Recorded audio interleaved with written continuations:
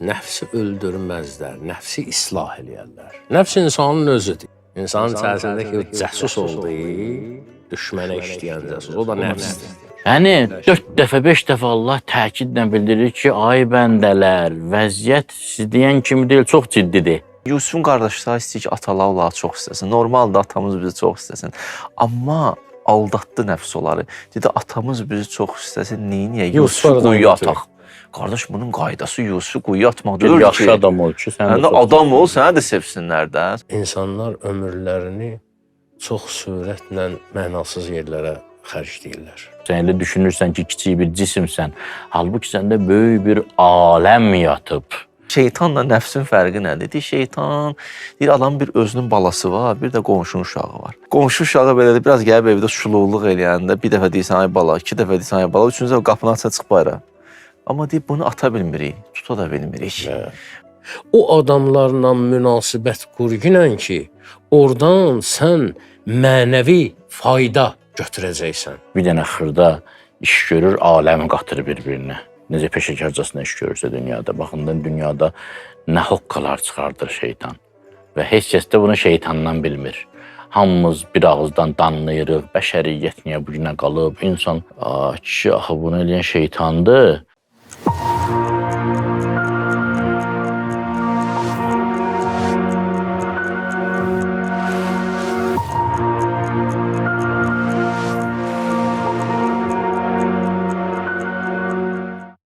Bismillahirrahmanirrahim. Əziz və möhtərəm izləyicilər, Allahın salamı olsun sizə. Doğru yanaşmaya baxırsınız. Bu gün də maraqlı bir mövzumuz var. Nəfsin mərhələləri. Geniş desək, insanın daxili aləminin pillələri və onların fəlsəfi şərhi. Bu barədə olacaq. Qonaqlarımız həmişə olduğu kimi yenə də buradadılar. Bizim dəyərli ruhanilərimiz, ilahiyyatçı alimlərimiz, Axund Azər Sani, salamlayırıq sizi. Aleykümselam. Hacı Mir Cəfər Əyyubov, salamlayırıq, xoş gördük və Hacı Ramid Bədəlov. Xoş gördük sizi. Allah güc, qüvvət versin sizə. Gözəl bir mövzumuz var. Onun ətrafında inşallah söhbətiniz olacaq. Quranda qeyd olunan nəfsi əmmarə, nəfsi ləvvamə və nəfsi mütməinnə nə deməkdir? İlk olaraq sualımız budur. Axund, sizdən başlayaq, buyurun. Bismillahirrahmanirrahim. Təşəkkür edirəm, salamlayıram ustadları, tamaşaçıları, sizi, heyətinizi. Əvvəl istəyirəm söhbətimi ustadlardan üzr istəyirəm, icazə alıram. Mövlananın şeiri ilə ki, nəfs əjdərhast, o ki mürdə است. از غمی بی آلتی افسرده است. Nəfs bir əjdahadır, onu kim öldürüb? Əlində imkanı, şəraiti yoxdur deyə belə tənbəl formada, yatmış formada görsənir.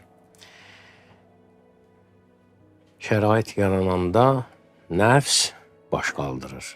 Bənziyir, mütərrə dili ilə desək, bənziyir cəngəlliyin kölgəsində qıvrılıb yatmış əfi ilana.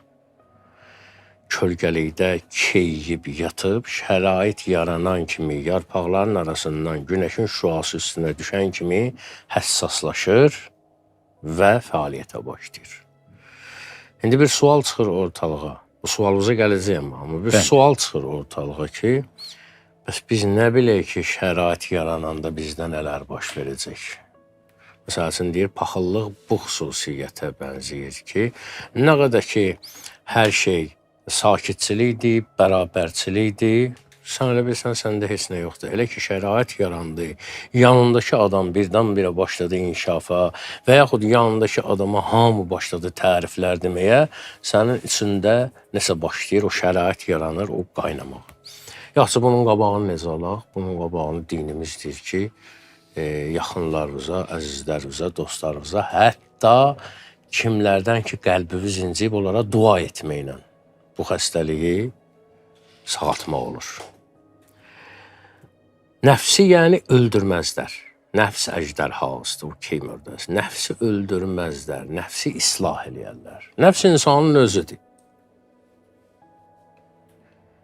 O Quran-ı Kərimdə ki, bölünür o üç hissəyə: nəfs-i əmmarə, nəfs-i ləvvamə, nəfs-i mütmainnə.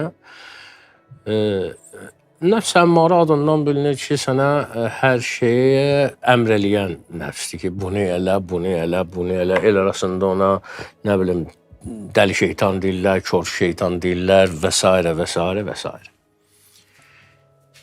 İndi deyəcəyəm, şeytanla nəfsin əlaqələrini deyəcəyim. Tabii ki, fərqlidir, amma əlaqələrin. Amma ləvvaməni isə, ləvvamə məlamət sözündəndir. Məlamət danlamaqdır. Yəni, danlayan nəfs. Danlayan nəfs yəni nə? Bizdə ona deyərlər vicdan. Sənin vicdanının səsi. Gəlir vicdanın səsini nə eləməyəsən? Susturmayasan. O bənzəyir onu nə eləməyə? Diri-diri bastırmağa. Ki, qəd xalbə mən dəssaha. Hələ bil ki, tərpənə-tərpənə, diri-diri bastırmaq. Bədbaxt oldu o adam ki, o vicdanın səsini, o nəfs-i ləvvaməni o cürünə susturdu. Çünki insan günahı birinci kələm eləyəndə çox narahat olur ki, əzəl ki, istəyir bəşər ola günaha mürtəkib, ürək düşür təlatümə, görər ki, çox hərası var, qorxusu var. İkinci bir günahı da hüdudu həddidən çıxar günaha iştihası var. Üçüncü bir günahı da sınar tamamı səddilər deməz nizam-ı aləmin qəzəbli bir xudası var. İnsan ilk günahda çox narahat olur. İkincidə o qədər olmur, üçüncüdə elə belə də olmalıdır. O əmr eləyən nəfsi ləvvamə ilə, tənə daşı ilə susturmasın, islah eləməsin, nə olmayacaq? Mütməyin olmayacaq. Hər bir şey belətdə onun bir mötədil tərəfi var, orta fəzilət tərəfi var, bir ifratı var, bir təfriti var. Nə gərək qoyasan, insan səxavətli olmağı gözəldir. İfratı olsa olacaq israfçı, təfriti olsa olacaq simic. Yəni, bunu ortada gərək nə eləyəsən? Saxlayasan. Və nəfs də birbaşa şeytanla əlaqəli bir varlıqdır. Yəni nə? Şeytanın üstün cəhətlərindən biri. Çox cəhətləri üstündür də. Yadınıza gəlirsə, bir dəfə bu haqda geniş səninlə bəhsimiz olmuşdu, söhbətimiz olmuşdu. Stajı məndən çoxdur. Nə qədər peyğəmbər görüb. Falan, Allah rəhmət olsun, Hüseyn Cavidə deyir ki, İblis əsərində Arif, bir personajda Arifə deyir ki, dahilər ulul əzm nəbilər bələ məndən. Dahilər ulul əzm peyğəmbərlər. Dahilər ulul əzm nəbilər belə məndən heç vəcihlə təxrisi giriban edəməzlər. Məndən yaxa qutara bilməyiblər. Mənim stajıma bax ki, Adəmdən üzü bu yana mən hamısını görmüşəm. Böyük stajım var. Çox onun o üstün cəhətləri var, bizdən üstün cəhətlər. Onlardan da biri odur ki, onun bizim içimizdə bir cəhsusu var. İnsanın içərisindəki o cəsus olduğu, düşmənə işləyən cəsus. O da nəfsdir. Nəfs şeytandan da üstün bir imkana sahibdir ki, o içərisində insanın bir dənə şərait yaradır ki, gəlsin, şeytan ora otursun. O binədə aeroport şərait yaradılır ki, təyyarə gəlsin, ora otursun. O şəraiti nəfs yaradır. Sən gərək o nəfsi elə kontrolda saxlayasan ki, o ləvvamə ilə. Daş vura-vura onu. Şeytanı daşlayırsan, ha. Həcdə gedirlər, məsəl üçün, insan həccə gedənlər görür də, nə qədər saysız, hesabsız daşlar gəlir o şeytanın üstünə. Sən təsəvvür edir ki, içində olan şeytanı mütəmadi olaraq o cür daşlayırsan, göz açmağa qoymursan. Necə ki, Peyğəmbərimiz deyir ki, bir göz qırpın belə, məni öz başına qoyma yine. Əsas odur ki, nəfs şeytanın cəsusu olmasın. Nəfs şeytanın cəsusu olsa, imkan yaratsan, balaca şərait yaratsan ona, özdə ki, həmişə o zəif yerlərdən tutur. Bir nəfər bir dənə ağsaqqala sual verir ki, içki niyə görə cavanın başına, qocanın ayağına təsir eləyir? Qoca içki içəndə birinci müvazinətini itirir, cavansa beyni çönür. Deyir, çünki içki şeytan əməlidir ki, şeytan da xüsusiyyəti o ki, zəif yerdən vurur. Cavanın zəif yeri başıdır, praktikası yoxdur. Ona görə başına təsir. Qocanın isə artıq ayaqları zəifliyir, ona görə ayağına təsir eləyir. Şeytanın xüsusiyyəti insanın zəif yerdən olmaqdır ki, ondan qabaq gərək özünü neynəyəsən, yoxlayasan ki, sənin zəif yerlərin hardadır. Sən hansı günaha qarşı daha meyillisən, harda çaşa bilərsən, hansı vəziyyətdə nə olsa, nə ola bilər. Bu da insanı ayıq-sayıq eləməyə çağırır. Nəfsin də xüsusiyyəti eynən cəhənnəmin filialıdır. Necə ki, Quran ayəsi var ki, ins və cin kafirləri nə qədər cəhənnəmə doldurduqca cəhənnəmin sözü bu olacaq. Həlimin məzid. Allah rəhmət olsun. Füzulda var ya, həlimin məzid loqmasına duzəx iştaha. Eynən nəfs ki, doymur, nəfs doymaq bilmir. Çünki arzu eləyir ki, filan şey olsun. Bir maşınım olsun. Maşını olur, biraz keçir deyir ki, yox, biraz ili tez olsun. Bir ili tez olur, deyir, yox, lap salafan olsun. Ged ev hələnsi, o cür nə? Dünya malı bəli ki, olduqca yenə varmı bu xüsusiyyət, yenə də ver. Həlimin məzid. Məzid o ziyadə sözündəndir də. Müzaidə, auksiyon. Qutu bu işi. Biraz da çox, o cürlə. Həlimin məzid deyir ömrü boyu nəfs. Gərək nəfsi neynəyəsən? Nəfsi qani eləyəsən ki, nəticədə qəni olasan, varlı olasan. Varlı olmaq pulu çox olmaqdır. Varlı olmaq olanınla qani olmağa deyərlər. İnsan, məsəl üçün, Ruslarda da varlıya bagat deyirlər. O hansı sözlə? Hələ boq sözündə insanın içərisində ilahi sevgi olanda, Allahla insanın içi dolanda insan çox varlı olur, çox imkanlı olur. Və pulun görə bildiyi və görə bilmədiyi işləri o insan başlayır görməyə. Və o cür insana sonra o kəramət verilir, olur kəramətli. Artıq pulun görə bilmədiyi işləri də o görür. Niyə? Əlində sənin o boyda gözəl sərmayələr var ki, onları atırsan bir qırağa istifadə eləmirsən, daha üstününü sənin nəzərində ya, daha üstününü istəyirsən, bunlar hamısı nəfsin oyunlarıdır. Və ələl xüsusdan nəfs şeytanla əlbir olanda, çünki nəfs özü şeytanın nəyidir? Ustadıdır da, elədir. Hələ dünyada şeytan yox idi, ilk şeytan iblis oldu. Hələ dünyada şeytan yox idi, şeytanın azmağı nədən oldu? Nəfsindən oldu da. Başqa bir şeytan gəlib azdırmadı ki onu. Demək, nəfs elə bir varlıqdır ki, insan müəyyən bir yerə gəlib çata bilər, Allah dərgahına gələr çatar. Allah dərgahında da söz var edir, şeytan Allah dərgahının itidir, Peyğəmbər hədisində. Şeytan Allah dərgahının itidir. Kim Allah dərgahına ki çatdı, it evliyəsinə neynəməz? Hürməz ancaq buyruq buluyar. Bəs o adamın azmaq ehtimalı var, yoxsa yoxdur? Bəli, var. Amma şeytandan deyil, öz nəfsindəndir. Bəzi adamlar sual da verirlər, orucluq haqqında ki, bəs Peyğəmbər deyir ki, şeytanın əli qolu zəncirlənir də, bağlanır. Bəs bu günahlar necə olur? Bəli, şeytan bağlanır, amma nəfs qalıb ki, sən bir həyətə girirsən, deyirlər ki, narahat olma, it bağlıdır. İt bağlıdır deyib, itin zəncirini nöş tartışdırırsan, bilmirsən ki, olmaz.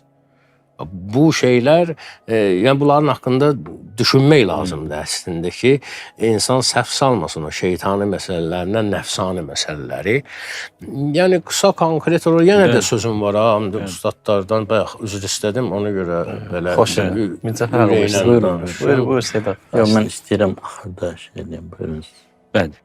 Hacı, buyurun sizi. Təşəkkürlər.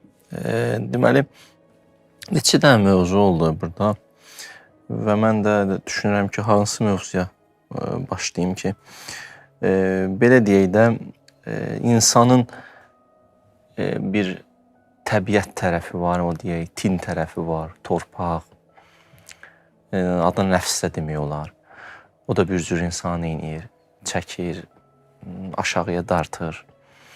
Belə ki, onun haqqında Allah Teala Quran-ı Kərim danışanda deyir, mənua, yaxşı işə mane olandır, cəzua, biraz bəla gələn kimi qışqır bağır salandır, ləkənud, inatkardır, nankordur. həlua, belə sözlər gəlib keçib. Bu insanın daxilindədir. Əl-Mizan müəllifi deyir ki, insan doğulanda bu hissi aktivdir. Aktivdir. Ona görə ağlayır. Ağlayır, sızıldayır və s. Amma deyir, insanın bir ali tərəfi var, onun adını qoyaq fitrət. Adını qoyaq deyəndə ki, o fitrətdir də, adını mən qoymuram, amma o fitrət tərəfidir, o ali tərəfidir, ali hisslərdir, ali istəklərdir. O da insanı ucaltmaq istəyir, qaldırmaq istəyir, istəyir ki, insan pərvaz eləsin. Axund Qəşəng dedi, o nəfs şeytanın casusudur. Bu fitrət də Allahın səfiridir. İkisi də var da insanda da. Kovne cami sözü var. İnsan bir cami bir varlıqdır. Ondan da payı var, bundan da payı var. Əlhəməha fucuraha və təqva. Bəli. Bu nəfs o tərəf amma potensialdır. O potensial da necə aktuallaşır? Fidandır da, belə deyək. Bunu böyütmək lazımdır, ortaya gətirmək lazımdır. Bağbanlıq eləməlisən də. Xülasə, qəd əfləhə mən zəqqaha da deyirlər, fəlah sözü, fəllah sözü bağbana deyərlər. Becərdir, bitirir, fidanı ağacı edir, buğdanı yetişdirir. Bu əfləhədir ki, oldu. Qəd əfləhə mən zəqqaha. Kim ki təzkiyə elədi, kim ki bunu içində olan fidanları bitirdi, bir yerə çatdırdı. Həqiqətən də bu neynədi? Nicat tapdı, qurtuldu, yetişdi hara yetişməlidirsə. Bu hissə də var insanda. Yəni, bu iki dənə hissə üzbəüzdür. Ona görə Quranda iki dənə, belə deyək də, nəfs haqqında iki cür ayə deyim. Birində Allah danlayır, birində deyir ki, belə eləsən, əlilən bunu alaram. İkisi nəfs kəlməsi işlədir. Deyir, çox təəssüf olsun ki, Allahın buyruğunu icra eləmədilər. Niyə? Əhəmməthum ənfusuhum. Deyir, nəfsləri bunlar üçün çox, belə deyir, mühüm idi. Nəfs istəkləri. Amma başqa yerdə Allah Teala buyurur ki, buyurur, Nəsiyallah fəənsahum ənfusahum. Siz məni unutdunuz. Bədəli budur ki, mən sizə özünüzü unutturacam. İkisi də orada nəfsdən söhbət gedir. Birini danlayır, birində də bir ali bir nəfs kimi təqdim edir. Bir deyir ki, çox təəssüf olsun ki, siz neynədiniz? Əhəmməthum ənfusuhum. Sizin nəfsi istəkləriniz üçün o qədər prioritet oldu ki, ali mövzulardan məhrum oldunuz, mühüm mövzulardan məhrum oldunuz. Çox təəssüf. O tərəfə deyir ki, siz ki, məni unutdunuz, mən sizə özünüzü unutturacam. Bu hansı özdür, o hansı özdür. Təslim təfsir müəllifi deyirdi ki, bu iki dənə öz, bir adi özdür, o həvavi istəyir, o bir ali özdür. Yaxşı. Deyir, yəhulu beynəli mər'i və qəlbihi. Allah deyir, sənlə özün arandadır. O deyir, öz hansı özdür? Deyir, o ali özdür. Yəni, Biri mələkdən üstündür, biri heyvandan aşağı. Əhsənəm. Bəlhum əzəl hara. Bir də deyir ki, ləxtərəqdur. Bir də deyir ki, ulaikə kəl-ənam, heyvanı, o deyir, bəlhum əzəl, heyvandan da betərdir. Bu tərəfdən gəlib çalana deyir ki, şeytandan, mələkdən söhbət düşür, deyim, ora qalxa bilmərəm, ləxtərəqdur. Yanaram da, ora mənlikdir. Ora mənim sahəmdir. Yəni, xülasə, mələkdən də yuxarı qalxa bilir, heyvandan da aşağı düşə bilir. Bir yerdə xeyrül bəriyyədir, bir yerdə şərrül bəriyyədir. Bir yerdə yaradılmışların ən üstünüdür, bir yerdə yaradılmışların ən pisidir. Bir yerdə əsfələ safilindir, lap tənəzzül eləyib, lap pis yerə düşür. Bir yerdə isə qaba qovsayın o vədinadır, qalxıb, haralara gəlib çatıb. İkisi də bəşərdir də, biri belə gedir, biri elə gedir. Yuxarıya da qalxa bilər, aşağıya da. Ancaq Allah deyir ki, Ləqəd xalaqnal insana fi əhsəni təqvim. Çox gözəl biçimdə. Gözəl biçimdə də ona görə ki, bu da var, bu da var. Gözəl biçimdə də. İndi sən... İnsana seçim qalır. Quran buyurur ki, İnna hədəynahus səbil imma şakirən və imma kəfura. Sən mən yolu göstərmişəm, seçkinəndə. Ya şakir ol, amma şakir olmasan kafir olmayacaqsan, kəfur olacaqsan. Kəfurla kafirin də fərqi var ki, kəfur ismi mübaliğədir də, yəni çox küfr eləyən adamsan. Maraqlıdır ki, şəkur da ola bilmir, şakir ola bilir. Şakir olur. Şəkur olmalı. Xülasə, mən belə mövzunu belə gətirdim bura qədər. Yazılarım biraz saxlamışam. İndi istəyirəm, amma bir iki şey də var zehnimdə. Ona ağa danışsın, Seyid ağa, ondan sonra da davam edelim. Hələ ki, bu qədər bir nəticə aldım da fikrimi böldüm. Zehnimə bir sual gəldi, icazə versin. Onu amma proqramın sonlarında cavab verərsiniz. İndi mən ağaya Seyidə sözü verəcəm. Şeytanın və nəfsin insana faydaları. Yəni ziyanlarını ki bilirik, məlumdur. Faydaları da toxuna bilir. Və yaxud da bunlar olmasaydı necə olardı insan? Yəni sümük olmasa ət necə olar? Mən sadəcə qısa bir müqayisə aparıram da. Amma yenə də siz söhbətinizi davam edin. Söhbət demək olar ki, burada qalmışdı. Mərhum Söhbət Əllamə əsnasında Mürtəza cavab Mütəhhərinin gözəl bir sözü var. Deyir, nəfs Hindistandan gəlmiş filə bənzəyir sanki. Onun üzərində qamçı ilə durmasan əgər, qamçılanmasan arada, onun yadına Hindistan düşəcək, çıxıb gedəcək Hindistana. Yəni nəfsi bir də belə bir müqayisə aparır. Buyurun, söz sizdədir Seyid. Ustadların ikisi də mənə minnət qoydu ki, sözümüz var, amma sözümüz var, qardaş danışın. Yo, buyurun. Estağfurullah. Sənə dinləmək istəyirdim. Qəsdən bunu elədim ki, özüm üçün alan düzəldim. Sizin o dediyiniz məsələ bu yaxınlarda bir xanımlar məclisindən bir yaxın xanım deyir ki, oturmuşduq orada. Bir ruhani xanım da söhbət eləyirdi. Deyirdi ki, şeytan mələk olub. Böyük mələklərdən olub. Hətta mələklərin imam cəmaatı olub. Ona görə biz peyğəmbərlərə, imamlara, mələklərə salavat göndərəndə şeytana da çatır. Bunu dedi, sonra dedi ki, bütün peyğəmbərlərə, mələklərə bir salavat deyə. Yəni, sizin sözünüz şeytanın faydası nədir? Yadıma düşdü o, yəni demirəm misin? O doğru sözdür. Axud dedi, şeytan qəlb-i müəlləmdir. Allahın təlim görmüş itidir. Çində nəfs adlı bir yeməli bir şey, ət parçası görürsə, hürür, onu qapır. Amma kim o nəfsi atıbsa, o da ev sahibinin dostudur, ona quyruq buluyur. Ki, Peyğəmbər sallallahu aleyhi və aleyhi buyurdu ki, mən öz şeytanımı təslim eləmişəm, yəni. Əhəlləşdirmişəm demək olar. Ha, mənim də əlimin altındadır. Əlbəttə, o vəhşilik öz yerində qalır da, yəni nə qədər əhəlləşsə də gərək bir gözün elə onda ola ki, çomaq əlindən çomaq əlindən yerə qoymayasan. Mənə maraqlı bir söhbətin hansı tərəfidir. O təbiidir, yəni şeytan olmasa, cəhənnəm olmasa, nəfs olmasa, təkamül yoxdur. Əleyhisselam gördü bir nəfər dünyanı pisləyir. Başda da Nəsr Bəlağa vardı, onu danlamağa ki, dünya övliyaların səzdəgahıdır, dünya imtihan verənlərin yeridir, dünya olmasa adam cənnət qazana bilməz. Niyə pisləyirsən dünyanı? O şeytanın da, cəhənnəmin də çox böyük faydası var. Əlbəttə faydası var. O dünya deyir, sənə Hasan vəfalı olmağı söz verib deyir. Babun sümüklərini sənə göstərəndə, ya atılın qəbrini sənə göstərəndə dedi, vəfalıyam etibarı. Mən başqa mövzuya toxunmaq istəyirdim. Mövzu nəfsdə xağa. Bilirəm, nəfsin başqa aspektdən, yəni narahat olmayın. Sizin o qalan sözlərinizi danışacaqsınız. Mənim Seyyid İbn Tavusdan, rəhmətullah aleyhi deyəsən, nəql olunur ki, Quranın yaratdığı təsvirə, mənzərəyə əsasən şeytana və nəfsə qalib gəlmək təxminən qeyri-mümkündür. Yəni, şeytan səni dörd tərəfdən vurur və sən onu görmürsən, o da qəbiləsində səni hər tərəfdən görürsən, onu necə qalib gələ bilərsən? Axund deyən kimi əcdaha olub artıq, hiləgərlikdə, peşəkarlıqda, daha özü iş görmür.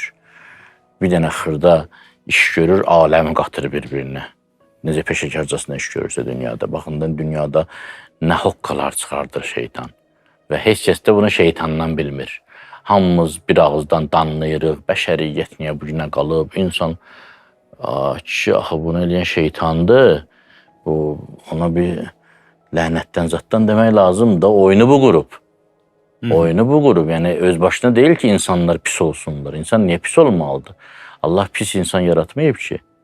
Bunun kökü var da, bu kökündə həmin o nəfs insandakı o istedaddır, şeytana uymağa. Şeytan da oyun çıxardır, hoqqa qurur.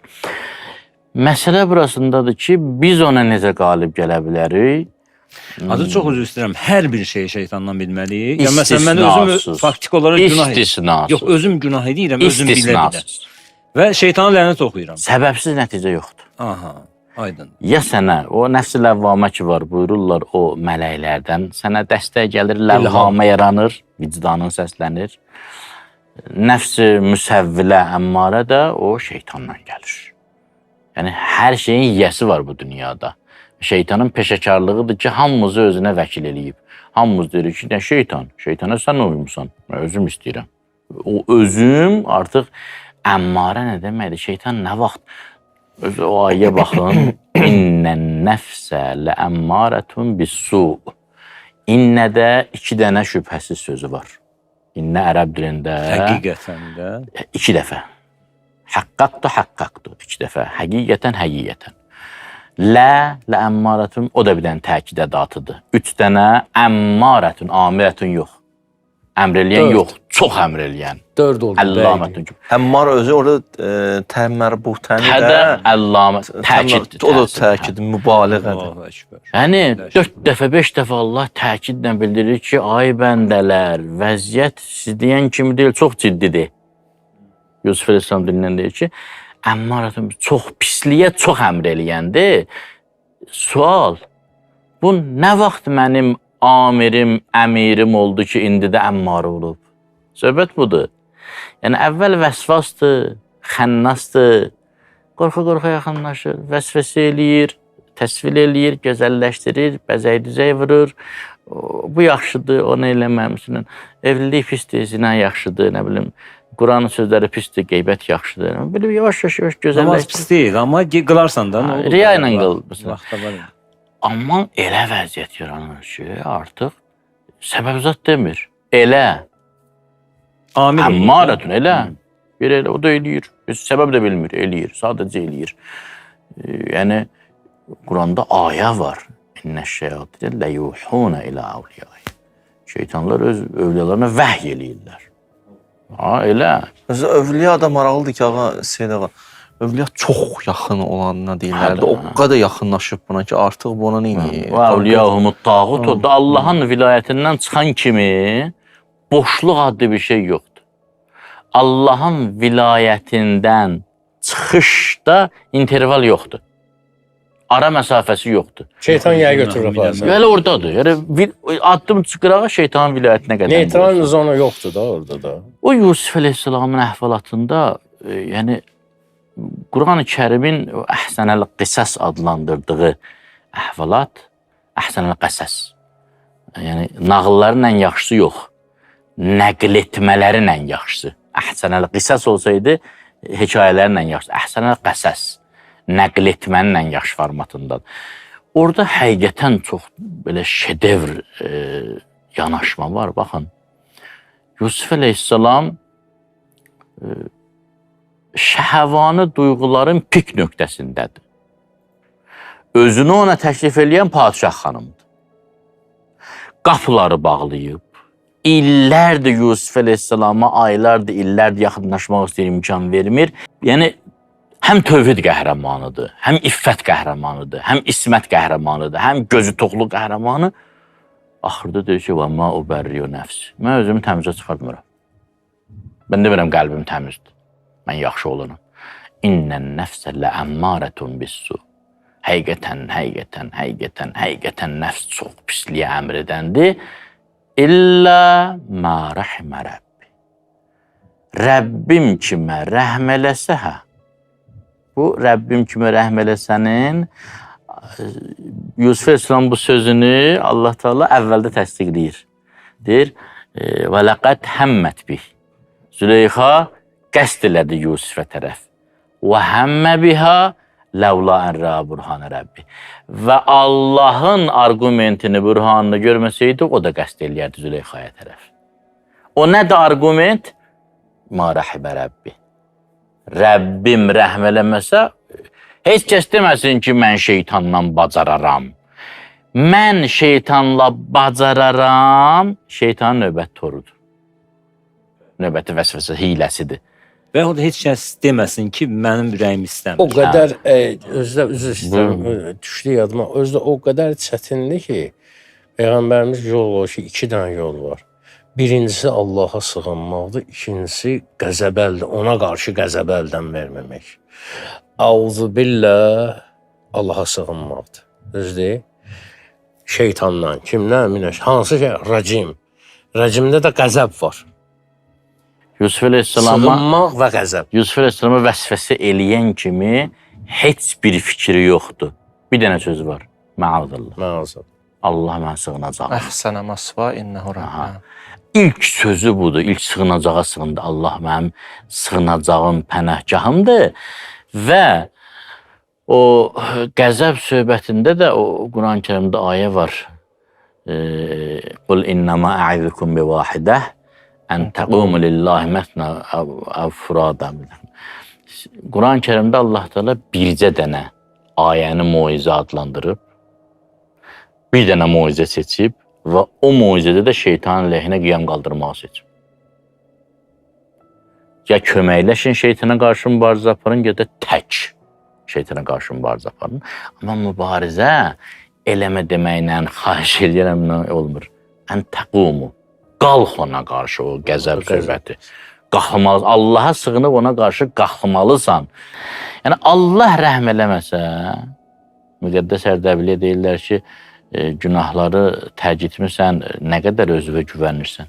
Deyir, hamısında özümə güvənirəm, amma naməhrəm bir xanımla bir otaqda olmadan Allaha sığınıram. Nəfs, Axund deyən kimi, şeytanın əvvəl casusudur. Biraz keçir olur səfiri. Sonra olur qulu. Səfiri olur, nümayəndəsi olur. Əmr eləyir. Nəfs başlayır əmr eləməyə. Şeytan qalır kənarda, ehtiyac yoxdur şeytanın girişinə.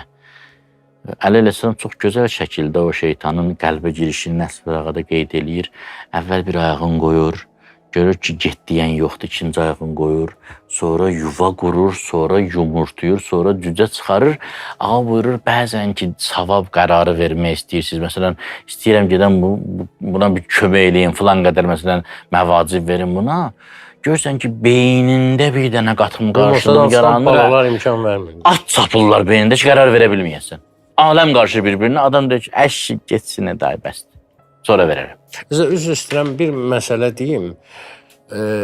Necə ki, Allah insanın nəfsini hərdən gətirir o mələkdən yuxarıya. Allah vəlidir, iman gətirənlərin vəlisidir. Onları becərdir. Axıra qədər. Şeytan da vəli olur. O pislik tərəfində nə qədər pisliklər var, o da sonsuza doğru ya. Pisliklər hamısı ucur inkişaf edir. Necə Əli Əleyhisselam Muaviyə üçün demişdi ki, şeytan sənin vücudunda bütün istəklərinə çatıb. Sözün böyüklüyünə var. Əməlli başlı Qəşəng. vilayəti var üstündə deyir. Becərdir sənin bütün pislikləri. Bir dənə də icazə verirsən, danış, bu sözsüz qeyd edildi mövzusunda. Deməli, danışdılar ustadlar, Allah hifz eləsin. Mən bu verilişə gələndə ayələri axtarış edirdim özüm zehnimdə, oradan yazırdım ki, nəfslə bağlı nə ayələr keçib, maraqlı. Onların bir ikisini özümdə qeyd elədim, mövzumuza da uyğundur. Bir ayə nəfsin özünün vəsvəsə eləməsindən söhbət açır. Ləqəd xələqnəl insana və nə'ləm ma tuvəsvisu bihi nəfsuh. Mən yaratmışam səni ya. Mən bilirəm ki, sənə nəfsinizi vəsvəsə edir. Allah Teala deyir, mən bilirəm. Doğrudan da nəfsin bir dənə vəsvəsə eləməyi də var. Ona görə əxlaq ustadları, hətta belə bir mövzu çıxmışdı qabağıma, böyük arif ustadlardan idi, deyirdi ki, nəfsində var vəsvəsəsi, şeytanın da vəsvəsəsi var. Xatirat adlı belə bir mövzu açmışdı. Xatirat və varidat. Orada deyirdi ki, 4 cür insana ilham olar.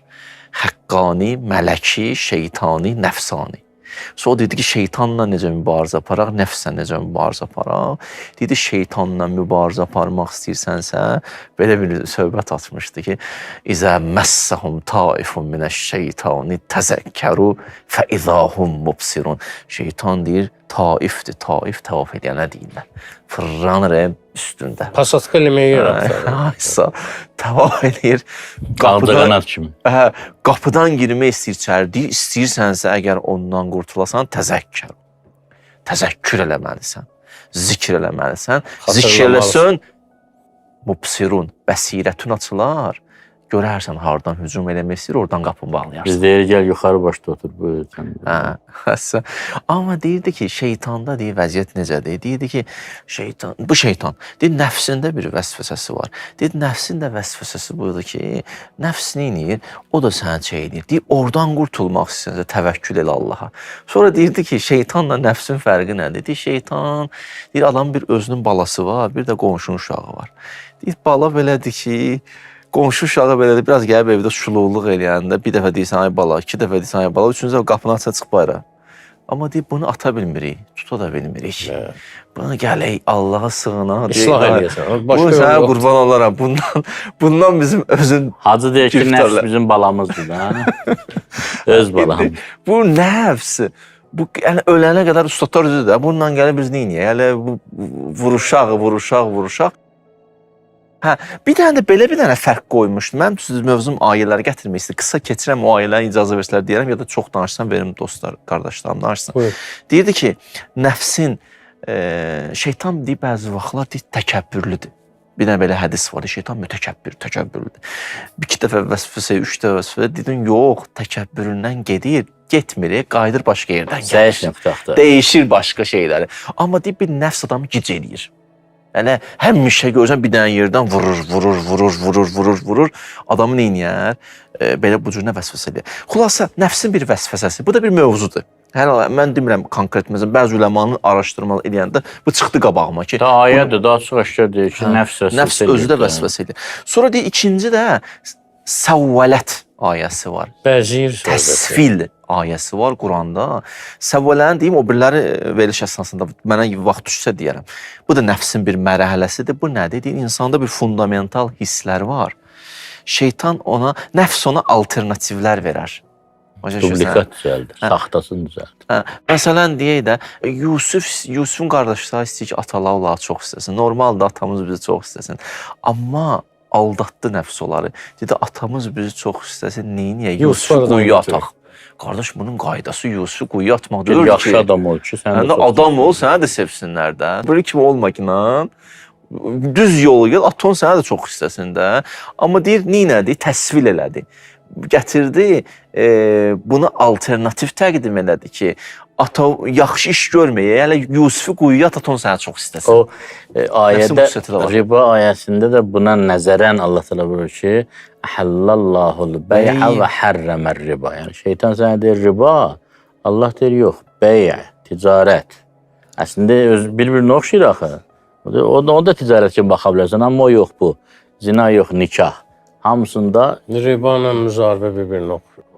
Müsalihə də var orada. Ayət davamında ayədir o. Deyir mislul bey. Bəli. Riba da elə deyir alqı-satqı bir şeydir də. O nəfsin o xüsusiyyəti var da, axırda gələr nə deyə, elə bundan o nə fərqi var ki? Mislul beydir, amma Allahla müharibə eləmək ki, Peyğəmbərin müharibə. Quranda keçib. Kim deyir riba ilə məşğulsa, o Allaha müharibə eləyin deyir. Sələm Allahla müharibə eləməkdir. Allah amanda saxlasın bizi. Nəfsdə, Peyğəmbər sallallahu aleyhi və aleyhin bir hədisi var şirk və riya barəsində. O deyir, nəfsin məhsuludur da. Deyir ki, riya və şirki təyin etmək qaranlıq gecədə qara daşın üstündəki qara qarışqanın izini tapmaqdan çətindir. Nə qaldı ortalıqda? Yusuf Əleyhisselam deyəndə ki, İllə ma rəhmə Rəbbi, bu zarafatına deyilmiş sözdür ki, Allah rəhm eləməsə heç zat, hər şey getdi əldən. Ustadlardan, böyük alimlərdən biri deyirmiş ki, onun tələbəsi danışıb. Deyirmiş, dəstə bir dəfə dedi ki, heç fikir vermişsiniz özümüzə, ruhanilər, təbliğatçılar, tələbələr. Dedi ki, ustad nəyə? Dedi ki, niyə biz Allah Teala ilə danışanda, namazda filanda diqqətimiz çox yayınır, amma cəmaata din təbliğ eləyəndə çox diqqətli oluruq. Niyə biz Allahla danışanda yorğunuq, amma hətta dini belə üzü Allah'a yox, üzü cəmaata deyəndə xoşumuz gəlir. Orada da nəfs oyun çıxardır. O qədəri də bəs savabdır ha, amma o qədər ağlı-ağlı, yorğun-yorğun danışmayacağım ki. Amma deyir, o qədəri də nəfsə sərf eləyir. o qədər iş ciddidir, o qədər çətindir. O pik nöqtədir. İndi Peyğəmbər sallallahu əleyhi və aleyh haqqında elə hədislər var onun ədəb ərkanı barəsində, onun üslubu barəsində. Baxışlarını ədalətlə bölürmüş cəmaata söhbət eləyəndə. Bəli. Bu nə deməkdir? Yəni deyirlər Peyğəmbər sallallahu əleyhi və aleyh, mən bir dəfə bunu yox eləmək istədim. Gördüm ki, əldən gedər adam, bunu eləmək olar. Heç kəsə başını çevirib söz demir. Məsələn, axın məni çağırır, başını çevirmir. Bütün bədəni ilə dönürmüş. Kimlə danışsa, insanlara bu qədər hörmət, özdə insanlar kimləri idi onlar?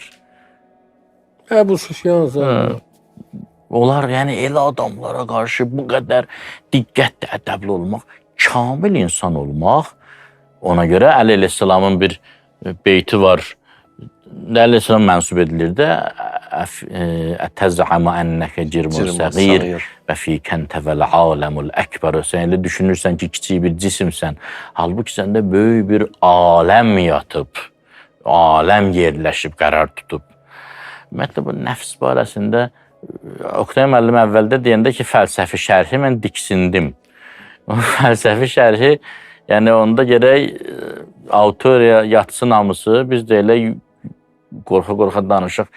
Ümumiyyətlə, nəfsin mövcudluğu barəsində İslam fəlsəfəsində elə şeylər deyilir ki, bir kəlmə deyim keçim, nəfsə deyirlər üfüq. Üfüq. İnsanın üfüqüdür nəfs. Heç bir canlının üfüqü yoxdur insandan başqa. Heç bir canlının, heyvanın, quşun, heç nəyin üfüqü yoxdur. O uzaq üfüqləri görmür. İnsanın aləm, heç bir canlının aləmi yoxdur. Öz dünyası yoxdur. O şairlər yaxşı bilər də, şairlərin öz dünyası var. Lətifəsindən sonra. Heç bir canlının üfüqü, aləmi yoxdur insandan başqa. Nəfsiyər o nöqtə nəzərdən xarakterizə elə ki, nə deməkdir bu? Hansı meydandır o? Hansı avradır, hansı fəzadır, hansı ərsədir, nəysə çox şey. Çox dərinə gedir. Nəysə, bırak başım nəfsi. Müasir insanın nəfs ilə mübarizəsi hansı çətinliklərlə üzləşir? Müasir dərsən. Bu suala da inşallah cavab verərsiniz. Mən deyərdim, burada bir konkretlik yoxdur. Ümumiyyətlə, hansı zaman olursa olsun, hansı məkan olursa olsun, hər dövrün öz afəti var. Hər zamanın özünün problemləri var və hər insanın özünün bir afəti var. Afət fitnə yəni də, yəni o mənada. Afəti doğru. Bəli. Sadəcə olaraq insan özünü kontrolda saxlamalıdır və özünü tanımalıdır, özü ilə mühasibat aparmalıdır. Ümumiyyətlə, insan günahların sayını bilməlidir və bilməlidir ki, o günahlardan hansından bu uzaqdır, heç yadına da düşmür, bunları qoyduq. Axır bir 10 dənə elədiyi günahının bir siyahisini tutmalıdır. Və o 10 dənə günahın 5-ini eləməsə də olar. Yerdə qalan 5-ini sevir. O sevdiyi günahların içərisində hansını tərk edə bilər, hansını tərk edə bilmir. İnsan özünü kontrolda saxlayanda onda bilir ki, mənim bu yerlərdə zəifliyim var. Bir insan öz zəifliyini bilməlidir ki, onu başlasın müayinə eləməmiş müalicə eləməzlər. Elədir. Gərək bu müayinə eləsin. Bu özünü tanısın ki, mənim bu işim necə nəticə verər. Hal-hazırda, indi aktual məsələlərdən biri əslində tarix boyu belə olub, amma indi daha çox görsənir. Zaman, ömür, sürət. İnsanlar ömürlərini çox sürətlə mənasız yerlərə xərcləyirlər. Çox sürətlə gedir. Və zaman keçdikcə sürət zamanıdır da indi də. İndi vaxt hər şeydən bahadır. Əslində qabaq da hələ idi, amma o qədər də bilinmirdi. Həlli nədir? Ömrünün qədrini bil, zamanı hər şeyə xərcləməklə və o şeylərin haqqında daha çox düşün, mühitini sağlam elə. O adamlarla münasibət qurginən ki, oradan sən mənəvi fayda götürəcəksən və o sənin içini rahatlaşdıracaq. o nəfs-i mütməin çıxacaq. Ondan gözəl bir şey yoxdur. Dünyada ən gözəl şey huzurdur. Huzur. Sənin ruhuna huzur verən ancaq ilahi rəngdir. Həyatına ilahi rəng qat ki. Onsuz da gördüyün işləri zaten görəcəksən. Amma ilahi rənglə görəndə o insana huzur verir. Axund dedi ki, həqiqət budur ki, biz hər dönəmin öz çətinlikləri var. Düz həqiqət, bu doğrudan da belədir. Hər dönəm biz çətinliklərlə üzləşirik. Və insan gələ o çətinlikləri düzgün diaqnoz qoyulsun. Düzdür? Bəli. Bu düzgün diaqnoz müalicənin yarısıdır da. Olmasa heç nə. Mən də 2 dənə belə siz bu sualı kaşdı zehnimə gəldi, onu deyim.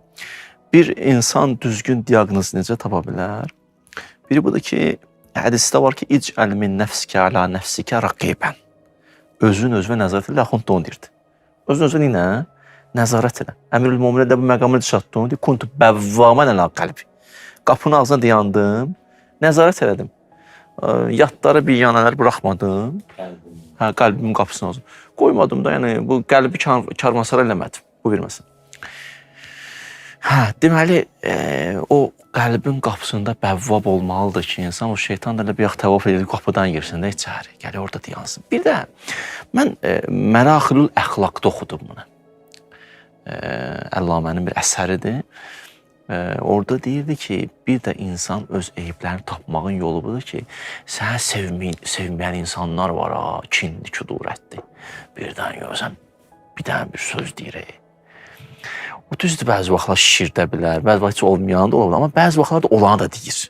Üstünə qoyub deyir. Amma indi sən onu tap, nə qədəsi ki, sənə aiddir, özü o yaxşı görür, o düzdür demirəm, şeylə baxıb deyir. Belə səni sevib baxıb, sevərək deyir. Qərəzli də desin. Qərəzlidir, amma orada da sən nəsə tapa bilərsən. Hacın sözündən sizin sualınızın cavabı açıldı. Müasir dövrün insanının şeytan nəslə mübarizəsi, sosial şəbəkələr. Nə qədər deyirsən, sənin eyibləri desinlər. Qərəzli, qərəzsiz, nə istəyirsən deyirlər. Yəni, demirəm, hər şey düz deyirlər. Amma bəzi vaxtlar pis bir insanın, biri bunu deyir Əllamə, bir dənə də deyirdi ki, yaxşı dost. Yaxşı dost ki var. Yəni pis dost, yaxşı dost. Yaxşı dost. Sizin o dediyiniz söz var, o fürsət kimi qəbul eləmə. O Salman əleyhir-rəhmən məsələsi var da, o biri Salmana rast gəlir küçədə, bir münafiq, qərəzli insan. Saqqalına sırtlaşır. Deyir ki, sənin saqqalın yaxşıdır ya itin quyruğu. Bu da indi düşünür ki, Salman sərt cavab verəcək, başlayacaq dalaşmağa. Salman fikirləşir, əlini çəkir saqqalına, bəlkə də deyir ki, qiyamət günü bir körpü var, 3000 il yuxarı gedirsən, 3000 il düz, 3000 il aşağı. Mən o körpüdən keçə bilsəm, mənim saqqalım itin quyruğundan yaxşı olacaq. Mən o körpüdən keçə bilməsəm, itin quyruğu mənim saqqalımdan yaxşı olacaq. Yəni, onu bir muizə kimi götürdün. İşə yarayırsa. Bəlkə də qarşı tərəf peşman olur danışdığında ki, mən istədim bunu sancam. Bu bir də muizə elədi onu. Həmin o üzr istəyirəm. Xoşdur, xoşdur. Ustadlar, Allah razı olsun sizdən, o qədər geniş bir mövzudur. Bilirəm ki, sizin qeydləriniz də qaldı və bəzi məsələlər var idi, mənim də suallarım qaldı.